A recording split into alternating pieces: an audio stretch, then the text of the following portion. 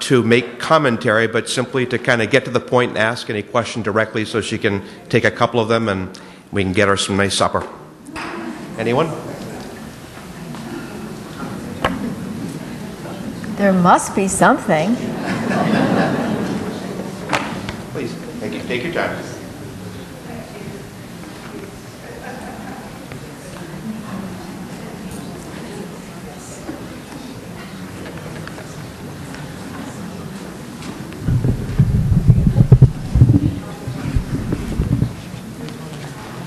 I read Kathleen Kennedy's book, and I wonder perhaps if you would tell everyone about your reception when you were presenting your findings to the bishops and the cardinals.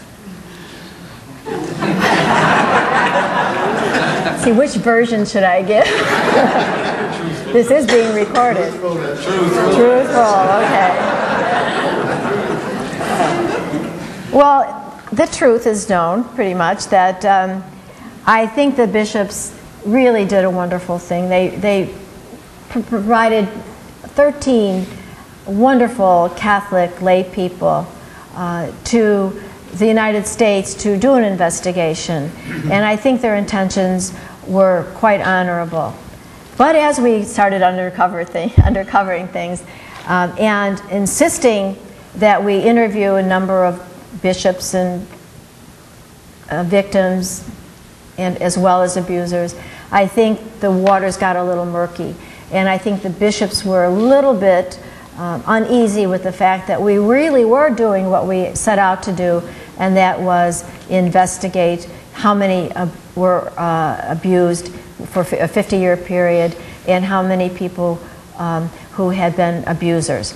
And it was a long road to trying to find out all that information and going to the different dioceses. And we, the Office of Child and Youth Protection hired Kathleen McChesney, a former FBI agent, and another former FBI agent, Sheila Horan, who's here this evening.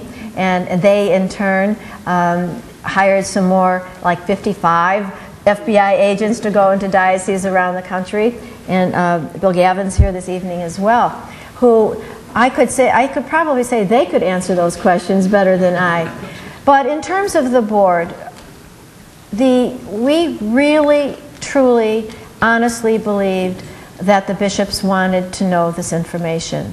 And I think it was very difficult. We're dealing with a 2,000-year-old organization, so they weren't really used to having people like us explain things to them, what happened, or to uncover things. It was very, very difficult. But I could give one little story about before our report came out. I think they were getting a little nervous. And we hadn't really been on talking terms for a couple of months. But I did receive a call early in the morning, so I knew I was in trouble from the president of the Bishops' Conference. And he wanted me to come to the Bishops' Conference to explain what we were doing. And this was about 6 months before our report came out. No problem, Bishop, I'd be happy to do that. So I came with our Director of Communications, Bill Burley, who's head of Scripps Howard. And we always have prepared remarks. We don't want to get misquoted. So I had prepared remarks, and Bill Burley had prepared remarks. And you'd have to kind of picture the Catholic University where the Bishops' Conference beautiful facilities are. And it was quite intimidating. As I arrived, we were in an anteroom, and then when the bishops were ready for us, came into a huge room, almost the size of this room, maybe not quite. There were 64 seats around a beautiful oval table, and there were about 64 bishops and cardinals there. And I was just being introduced by the president of the Bishops' Conference, and I was just about to turn on my microphone when one of the cardinals or bishops at the other end started to ask me questions.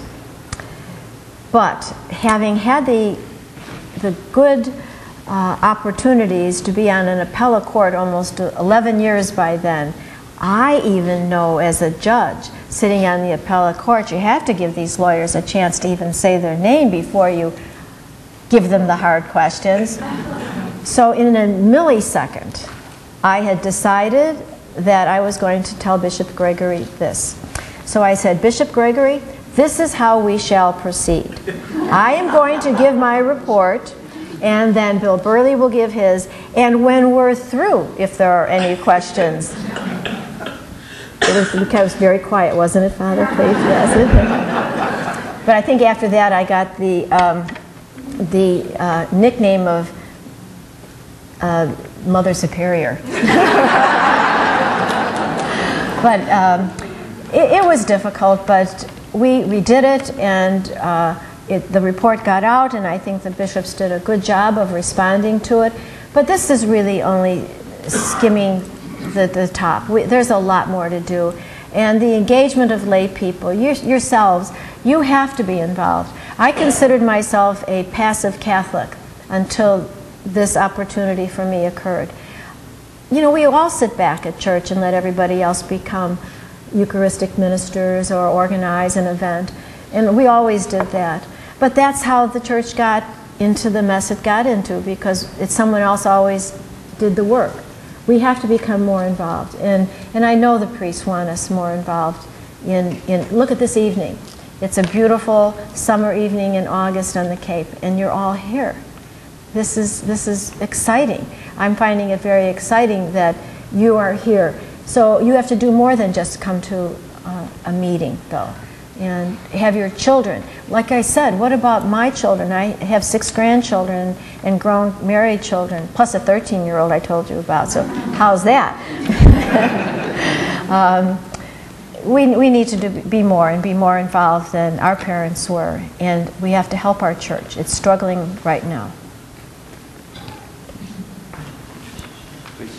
Okay, one more question.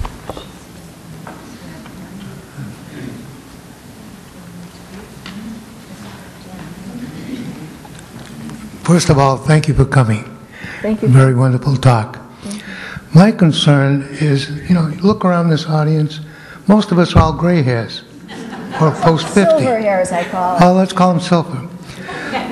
We have a large group of young folk here on the Cape, former Catholics, who have banded together. They have a wonderful church. They do everything that you'd expect a good Catholic to do, except they don't have a pastor, or they don't have communion, or they don't have Mass. Now, what do we do to get the youth? I think that's the $64 question that we're confronted, because this abuse thing is going to be perpetuated time and time again. We got the situation in Ireland now, worse than it was here. And so I just wonder whether we need a new church. Forget about calling it Roman Catholic, call it American Catholic, or whatever you want. But we got to get rid of the hierarchs. Oh no! Oh no! No! No! No! I don't think so. They absolutely not. I love our church, and that our church has done so much for all of us. But I do think you have a good point with regard to young people. I think we can be creative about getting young people involved. There's an awful lot to be done. There's a lot of mission services around the world that need our young people. And a lot of faith and spirituality comes about in helping another person, as I tried to say. If you can help another person, whether it be mentoring them, teaching them to play violin, singing, or just calling them on the phone, how'd you do in the test today? There are so many people out there that do not have someone to care about them or write them a note. But I think that's the kind of spirituality that we need to start working on more, and I think young people do that best.